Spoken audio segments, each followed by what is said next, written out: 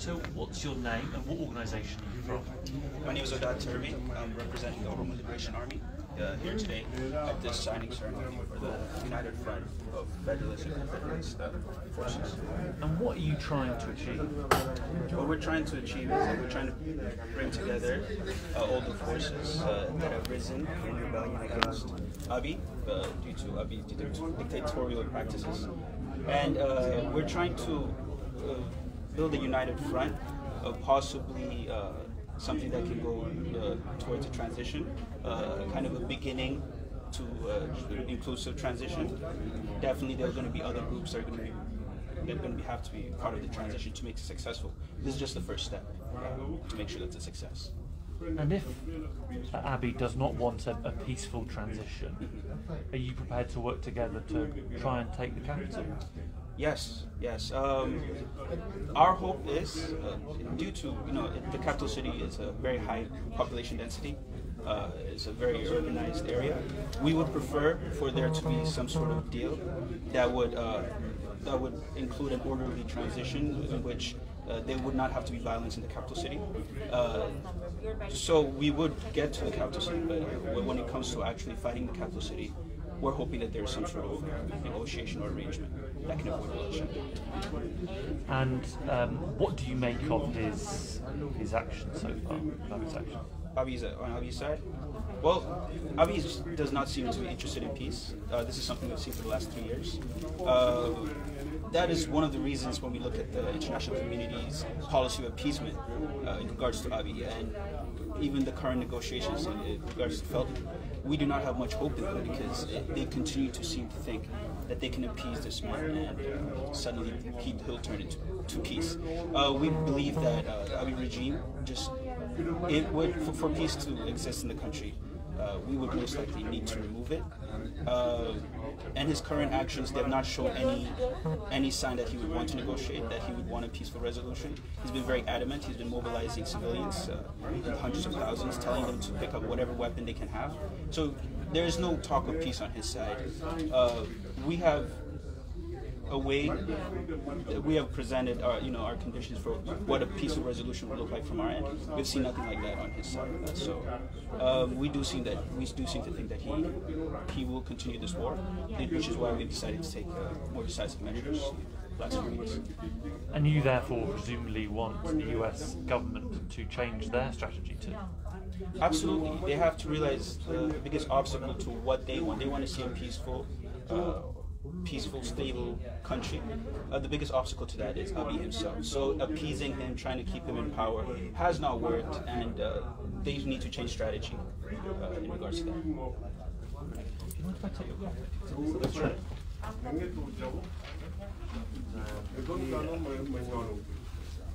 So the change, November 5, 2021,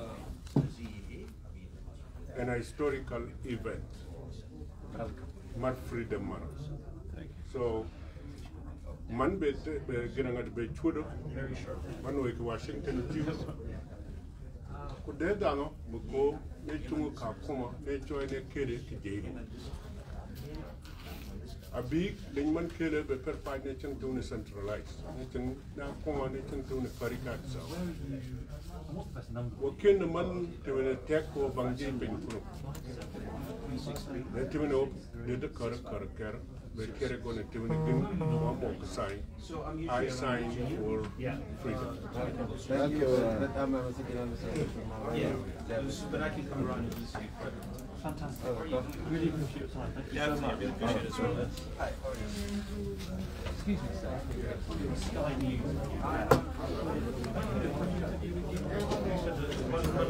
Ethiopia. You want me to speak? Yeah. Okay.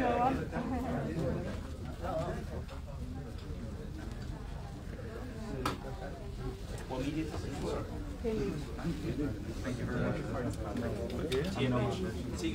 It's okay. All right. Do you speak Amharic or you speak? I speak English and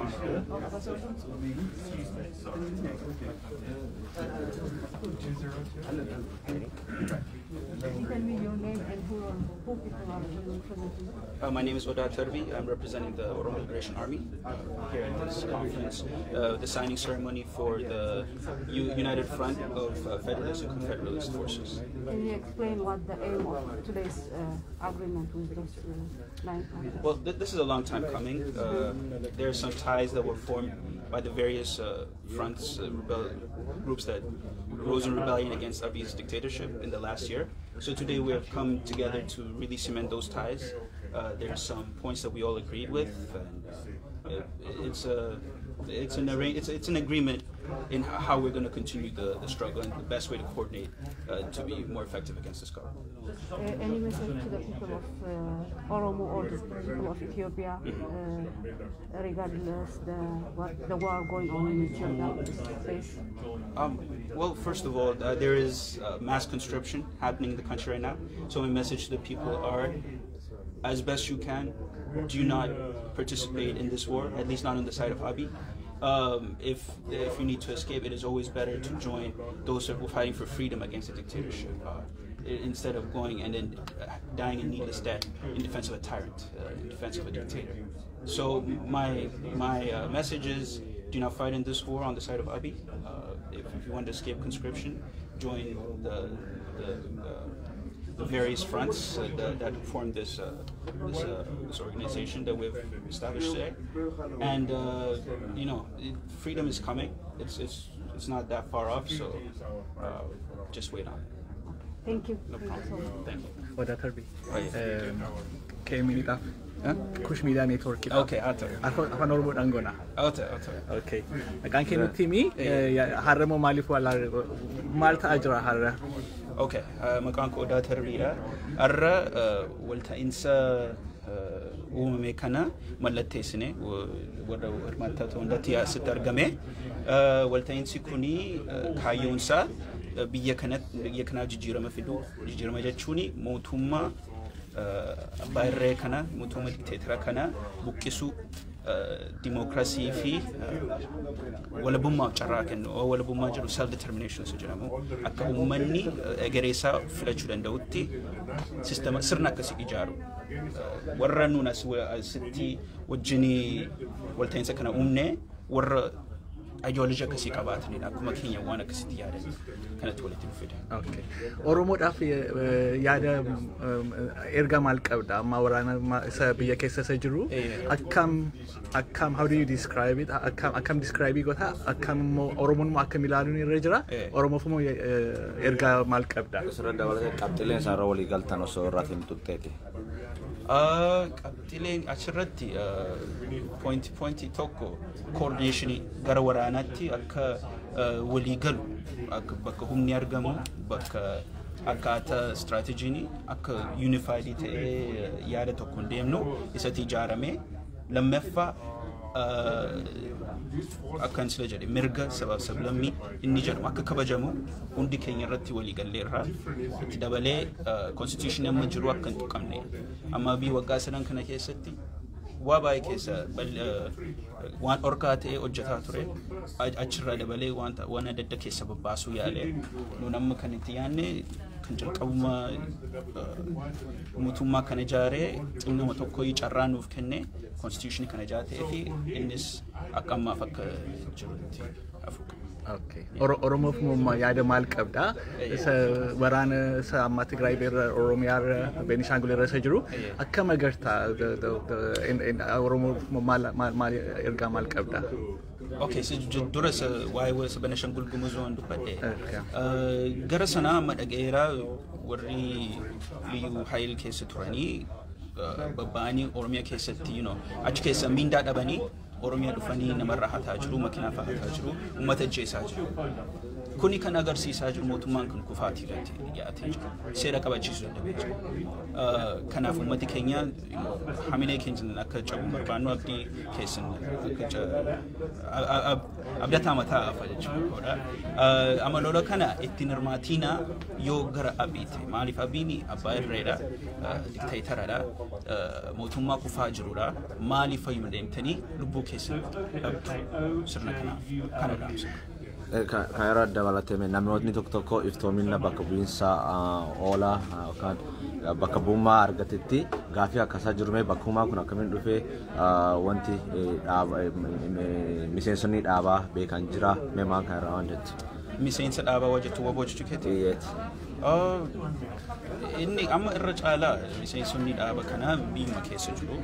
Gara biyya alaa kanatti suuta jedhee guddachuu mala maaliif yoo jedhamee principaliin wabuu tokko yoo irra caalaa yoo decision maker taate nama waa murteessu yoo taate yoo stakeholderii dhugaa yoo taate lafarra jiraachuu qabda. So hangammaatti kan biyya alaatti akka miseensa dhaabaa ta'ee jedhame nama dubbachuu danda'u gara PR public relation dha malee gara hoogganaa waan akkasii keessa badaan jiru garuu waan ijaaramu kana. Naagalachuun bakki bu'umsaa kan keessa dhufte akka ta'in walii galtee kana malee teessitu iftoominaan wanti ta'ee jiraan jedhe namoota tokko gaaffii kaasaa jiru namoota ifa akka ta'uu fi bakkumaa iftoominaan akka fudhatte ifa nuu godhe. Kuni murtii ajaja olaanaa irraa dhufedha. Maandeetii sanaatiin galata. Yeroo guyyaa lamaaf fuuldura immoo akka liyyuu haayilii Oromiyaa keessa jiran akka Oolaa galaa jiran qaqqabtee turte. Akkam deemaa jira amma gara Oolaa dhufaa jiru. Dhufaa jiru amma irra caalaa gara lixaa yoo deemte amma gara laga xaafoo kan kaampii dhiisee gara baadiyyaatti deemee loltoota keenyatti dabalame dhibba fure.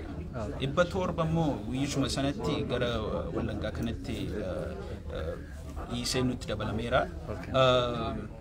Amma inni baay'achaa jira maaliif ijoolleen baay'ee kan humna addaa keessa jiranii dhiyooma kanatti dabalamanii lola sirriitti hin beekanii irra caalaas sababa isaan lolaa jiraniif isaanii badaan yeroo baay'ee waan lola akkasitti galanii harka kennatu booda barumsa siyaasaa kennama waboorra achuma carraa argatu akka kenna manatti deemee feetaman wajjin loluu barbaada kan jedhamudha. Akkasuma ta'e warra dhisa dheengadda laga xaafootti harka kennatanii waan akkasii keessa jiru. Kunis itti fufaa jira bakka hundatti. Amma intarneetiitiin jiru malee silaa oduu baay'eetti bal'inaan daddarba. Gaaffii isa dhumaa xiyyaaraadhaan rukutaa jira biyyi gara kamiseeti maal dhageessaa jirta namni maqannoo irra du'aa jira waan akkasii. Amma jalqaba kamisee gara garbii fi mata horaa irratti buusee booda gara artuma farsiitti buusee ture hangammaatti nama walii galteetti strike kan lamatti nama 50 olitti ajjeefa. Waa 50 ol jedhu civilian jechuudha nama hidhatee jiru miti. Kun egaa waan manni gara Tigraay kanatti hojjechaa turedha. Waan marraa eegamu dhugaa dubbachuuf abbii waan akkas baay'ee gara jabinaan uummata keenyatti lolaa durus akkasumadha. Kun waan itti fufu fakkaata kanaaf uummata keenyarra kan amma eegamu keessa diaspora keessa kaampeenii jalqabuu qabu. Akka uummanni hawaasi idil addunyaa waan akkasii dhaga'ee pressurii mootummaa kanatti buusu akka air striking kun maaliif fayyuma uummati nagaa uummata hidhatee hin jirre fayyuma dhuun qaban. Baay'ee si galateeffadha. Hojii kee hundumaaf akka Oromoo baay'ee si galateeffannaa nuuf jawaadhu. Okay, thank you. Thanks. Appreciate it. And where are you normally based?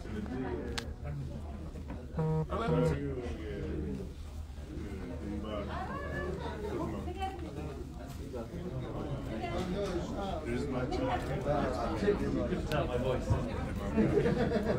Historical. No. ህዝባችን ነፃ ይወጣል። ከዚህ በፊት ያልነበረ ነፃነት በሀገሪቷ ላይ ይሸፍናል ብዬ ነው የምለው። አሁን በዛሬ ያረጋችሁት ስምምነት እንደመነሻ ነው ቀጣይ ሂደቶች ምን እንደሆኑ ማወቅ ይቻላል ከዚህ ቀጥሎ ያለው ሰው ምንድነው የሚጠብቀው ከእናንተ ከዛሬ ስምምነት ቀጣይ እንግዲህ በዲፕሎማሲ የምንሰማማ ከሆነ በዲፕሎማሲ ይፈታል አለዚያ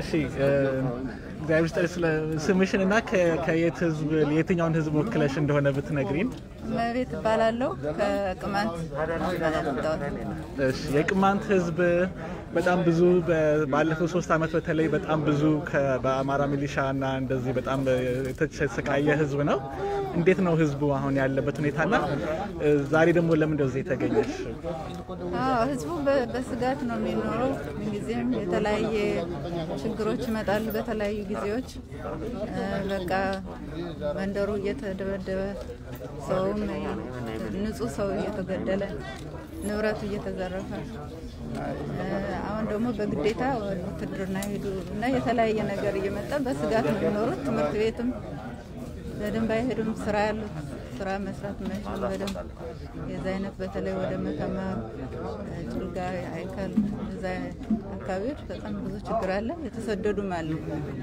እና ችግሩ እንዳለ ለማሳወቅ ነው እና አሁን ይሄ የፌደራሊስት እና ኮንፌዴሬትስ ጆይን ስታደርጉ ለወደፊት ምን ጥቅም አለው ብለሽ ታስቢያለሽ ችግሩ ያው ተመሳሳይ ስለሆነ ከሌላው ሰው ጋር ከነሱ ጋር አብረን በጥምር ሰርተን ችግሩን እንግዲህ ለማስወገድ ነው እና ሰላም እንዲኖር ነው ዋናው ለቅማንት ብቻ ሳይሆን ለሁሉም ኢትዮጵያዊ ሰላም እንዲኖር አካሄዱ መስመሩ በሰላም እንዲሆን ነው ሰላም ያድርግላችሁ እግዚአብሔር በኔክስት ታይም እግዚአብሔር ካለ በሰላምና በድል በተሻለ ጊዜ እንገናኛለን እሺ ቴንክ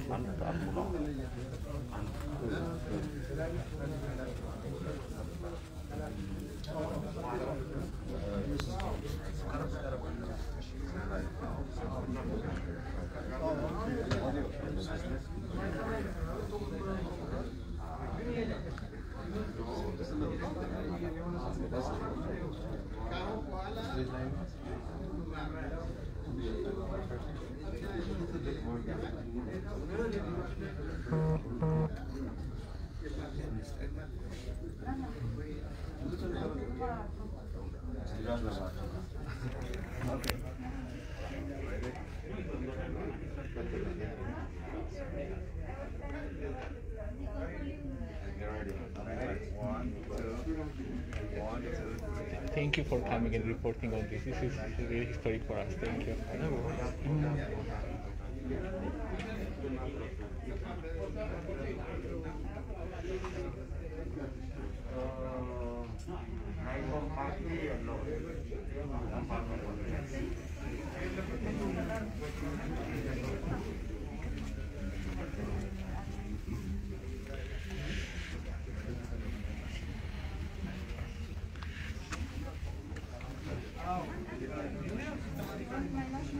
Yeah, that would be great. If you could put your email and phone number, that would be great.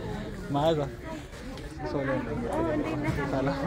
አግኝቼሽ አንጠይቅሽ አልጠይቅሽ ቤት ጥሩ አይደለም ለኩሽ ሚዲያ ነው እሺ አንዴ አሁን ወደ ስቴት ዲፓርትመንት ለሚስ